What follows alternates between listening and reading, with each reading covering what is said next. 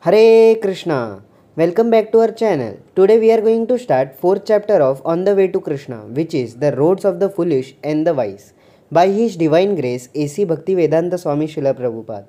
All glories to Srila Prabhupada. Krishna is thus explaining himself as he is, yet we are not attracted to him. Why is this? The reason is given by Krishna himself. दैवी ह्येषा गुणमयी मम माया दुरत्यया मामेव ये प्रपद्यन्ते मायामेतां तरन्ति ते. This divine energy of mind, consisting of the three modes of material nature, is difficult to overcome. But those who have surrendered unto me can easily cross beyond it. Gita, 7th chapter, verse number 14. The material world is pervaded by the three qualities of material nature. All living entities are influenced by these qualities. If they are primarily influenced by the mode of goodness, they are called Brahmanas. And if they are influenced by the mode of passion, they are called Kshatriyas. If they are influenced by the mode of passion and ignorance, they are Vaishyas. And if they are influenced by ignorance, they are Shudras. This is not an artificial imposition due to birth or social status, but is according to guna or the mode of nature under which one is operating. चातुर्वर्ण्यं मया सृष्टं गुणकर्म विभागशः तस्य कर्तारमपि मां विद्यकर्तारम् अव्ययम्. According to the three modes of material nature and the work associated with them, the four divisions of human society were created by me. And although I am the creator of this system, you should know that I am yet the non-doer, being unchangeable. Gita, 4th chapter, verse number 13. It is not that this system refers to the perverted caste system in India. Sri Krishna specifically states, Guna Karma Vibhagashaha. Men are classified according to the guna or mode under which they are operating, and this applies to men all over the universe. When Krishna speaks, we must understand that whatever he says is not limited but is universally true. He claims to be the father of all living entities. Even the animals, aquatics, trees, plants, worms, birds and beasts are all claimed to be his sons. Sri Krishna asserts that the entire universe is illusioned by the interaction of the three qualities of material nature, and we are under the spell of that illusion. Therefore, we cannot understand what God is. What is the nature of this illusion, and how can it be overcome? That is also explained in the Bhagavad Gita. Daivi hyesha gunamayi mama maya duratyaya मामेव ये प्रपद्यन्ते मायामेतां तरन्ति ते. This divine energy of mind, consisting of the three modes of material nature, is difficult to overcome. But those who have surrendered to me can easily cross beyond it. Gita, 7th chapter, verse number 14.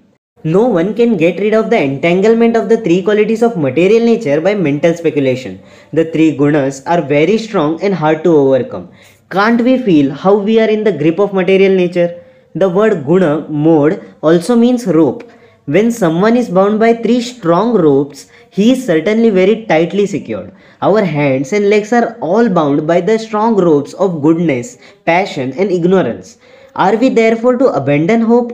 No. For here Sri Krishna promises that whoever surrenders unto him is at once free. When one becomes Krishna conscious, whether in this way or that way, he becomes free.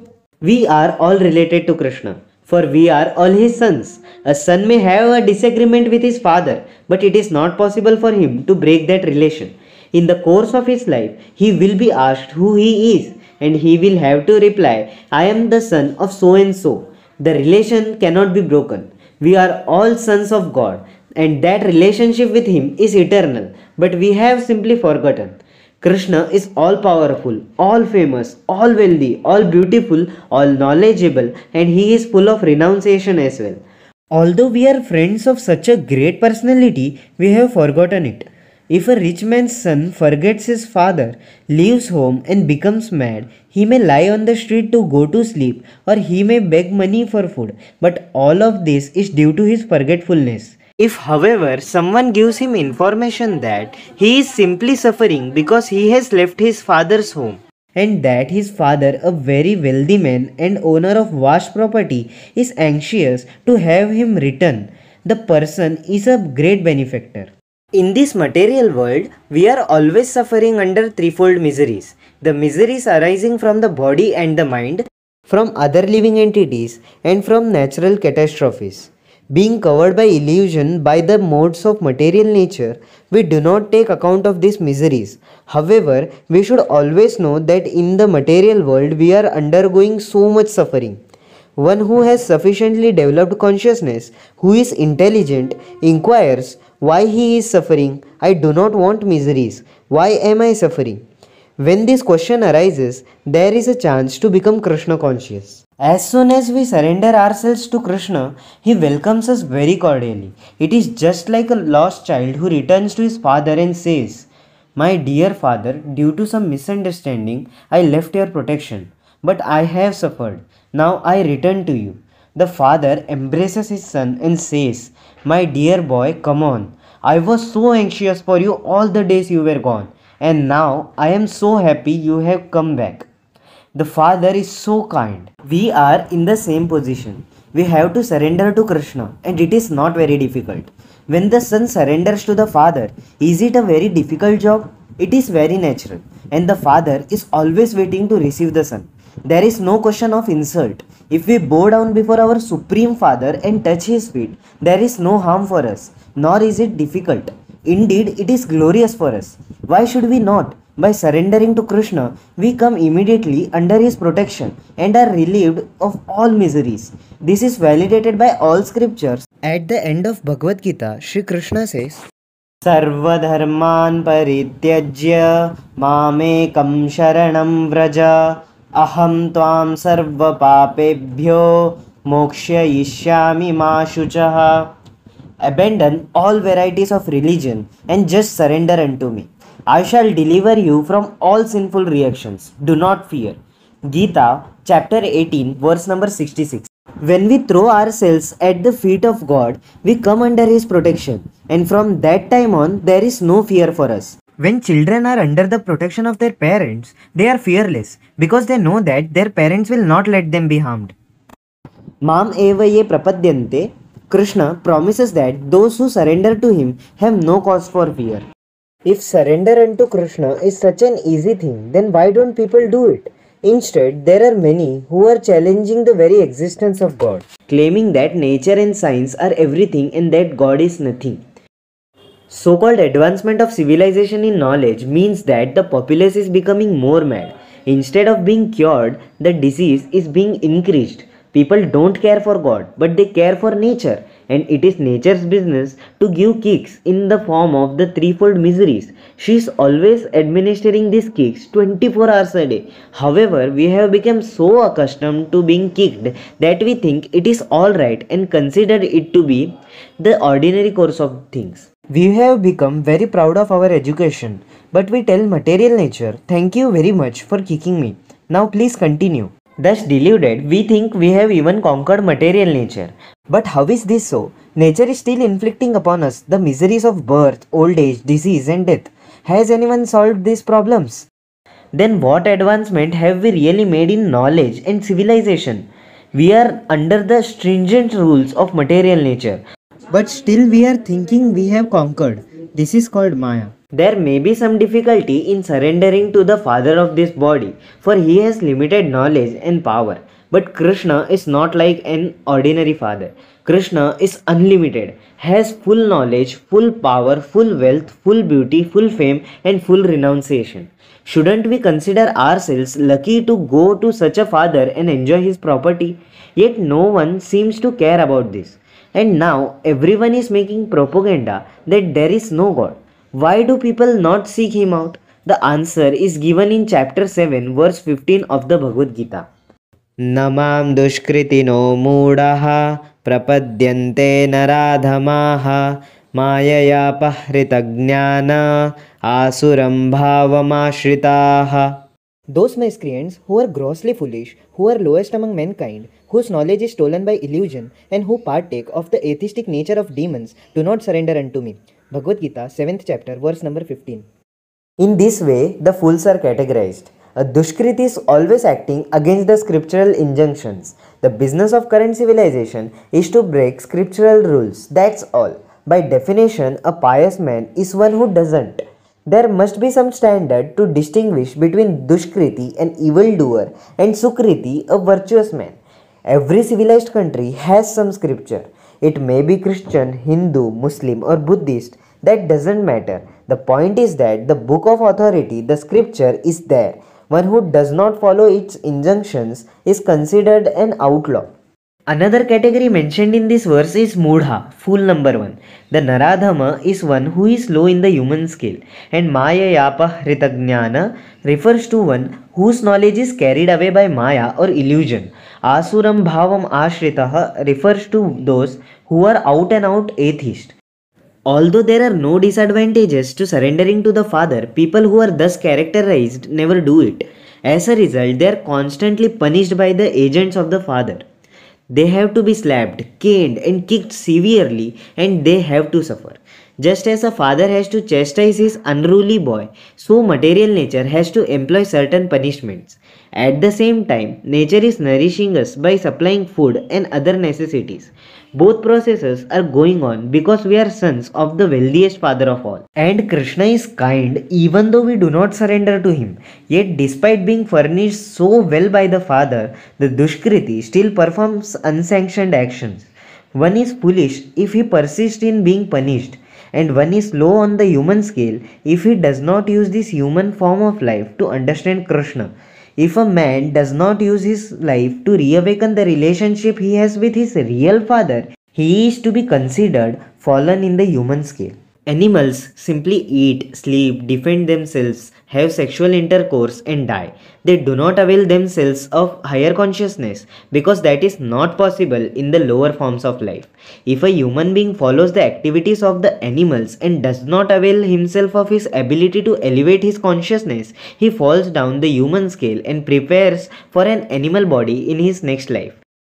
By the grace of Krishna, we are given a highly developed body and intelligence. But if we do not utilize them, why should He give them to us again? We must understand that this human body has developed after millions and millions of years of evolution, and that in itself is a chance to get out of the cycle of birth and death in which over 8 million species of life evolve. This chance is given by the grace of Krishna, and if we do not take it, are we not the lowest among men? One may be a degree holder, MA, PhD, etc. from some university, but the illusory energy takes away this mundane knowledge. He who is really intelligent will apply his intelligence to understand who he is, who God is, what material nature is, why he is suffering in material nature, and what is the remedy to this suffering. We may apply our intelligence to manufacture an automobile, radio, or television for sense gratification, but we have to understand that this is not knowledge. Rather, this is plundered intelligence. Intelligence was given to man to understand the problems of life, but it is being misused.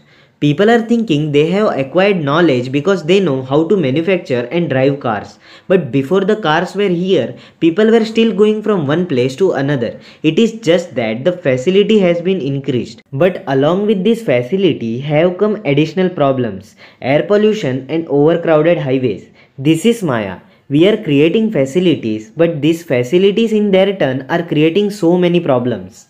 Instead of wasting our energy to supply ourselves with so many facilities and modern amenities, we should apply intelligence to understand who and what we are.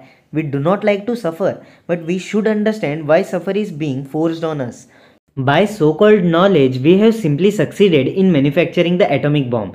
Thus, the killing process has been accelerated. We are so proud to think that this is advancement of knowledge, but if we can manufacture something that can stop death, we have really advanced in knowledge. Death is already there in material nature, but we are so eager to promote it by killing everyone at one drop. This is called Maya Yapa Hritagnyana, knowledge carried away by illusion. The Asuras, the demons and proclaimed atheists actually challenge God. If it were not for our Supreme Father, we would not see the light of day. So what is the point of challenging him? In the Vedas, it is stated that there are two classes of men, the Devas and Asuras, the demigods and demons. Who are the Devas? The devotees of the Supreme Lord are called Devas because they also become like God.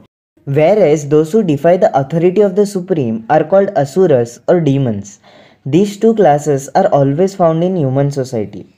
Just as there are four types of miscreants who never surrender to Krishna, there are four types of fortunate men who worship him, and they are categorized in the next verse. चतुर्विधा भजन्ते मां जनाः सुकृतिनोऽर्जुन आर्तो जिज्ञासुरर्थार्थी ज्ञानी च भरतर्षभ. O best among the Bharatas, Arjuna, four kinds of pious men render devotional service unto me: the distressed, the desirer of wealth, the inquisitive, and he who is searching for knowledge of the Absolute. Gita, 7th chapter, verse number 16. This material world is full of distress, and both the pious and impious are subject to it. The cold of winter treats everyone alike. It does not care for pious or impious, the rich or poor.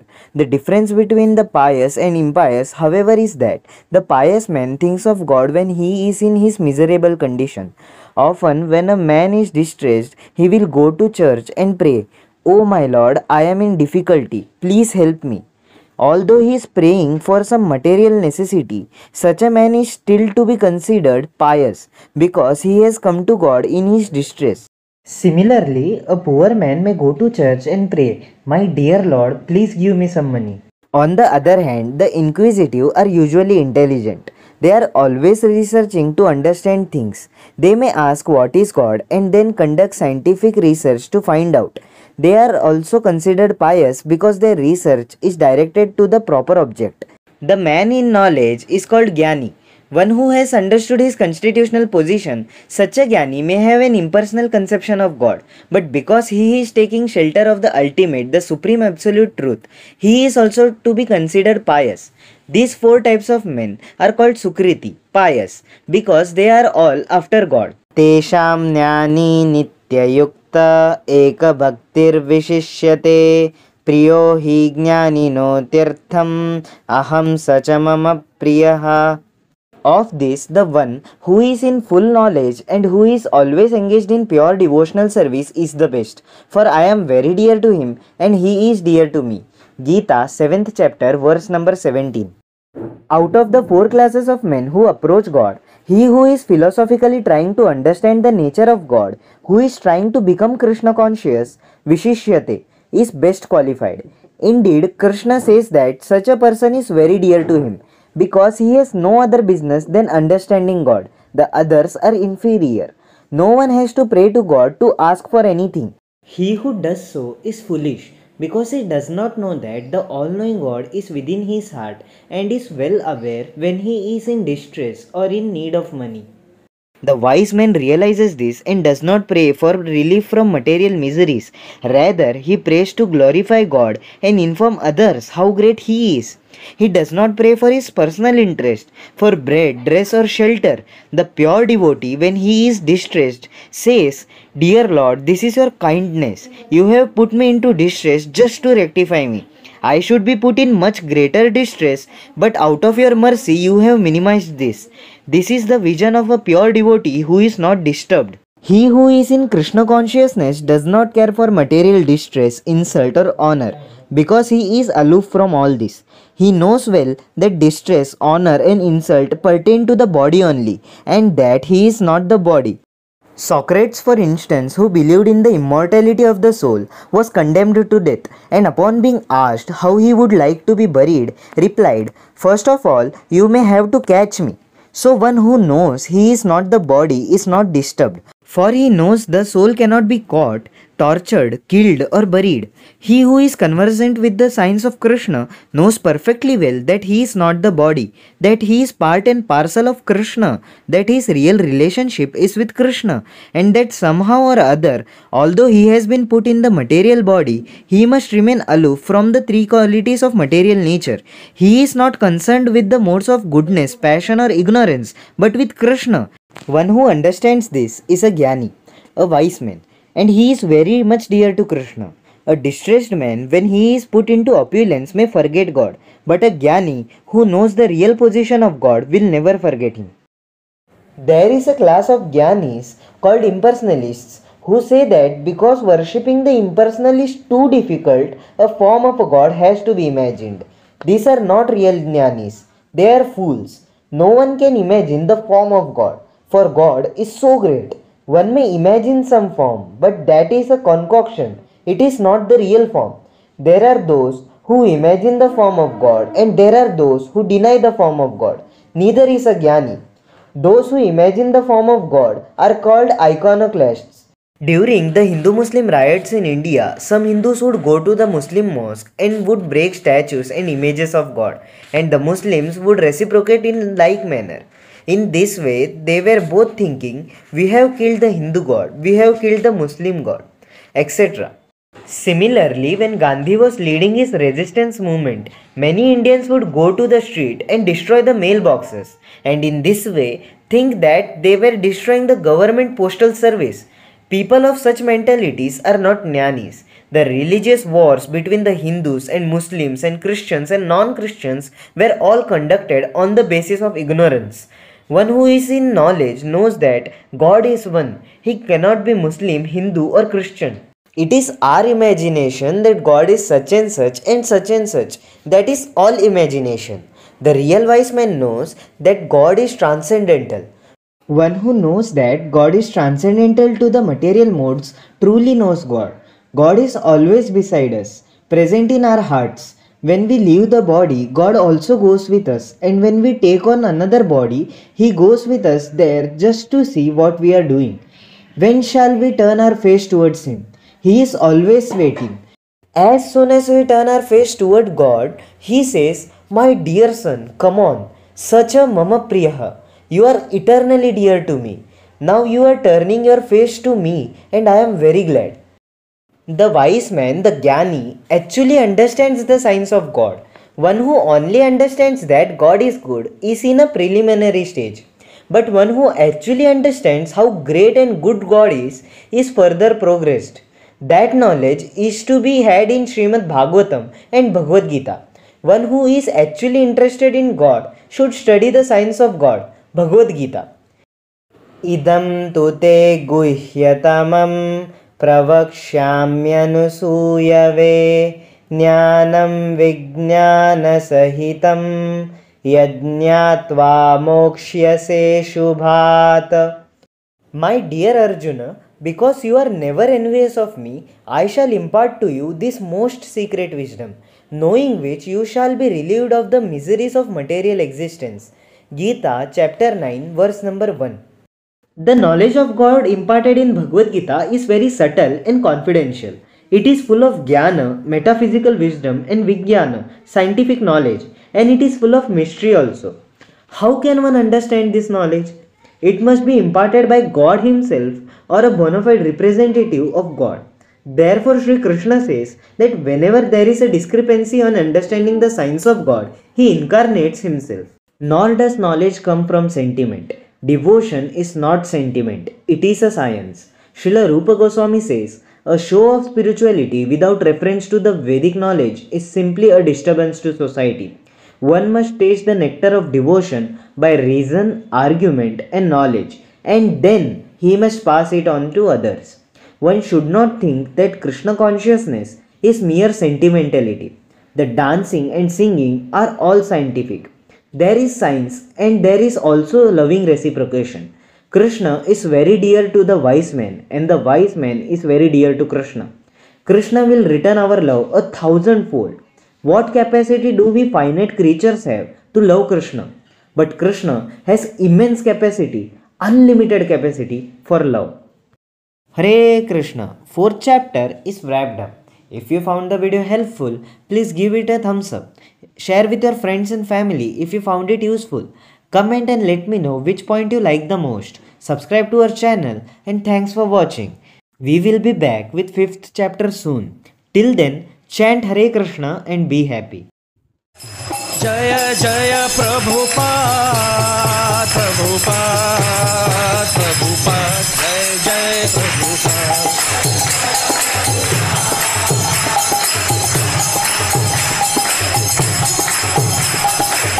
ओ जय जय प्रभुपाद प्रभुपाद प्रभुपाद जय प्रभु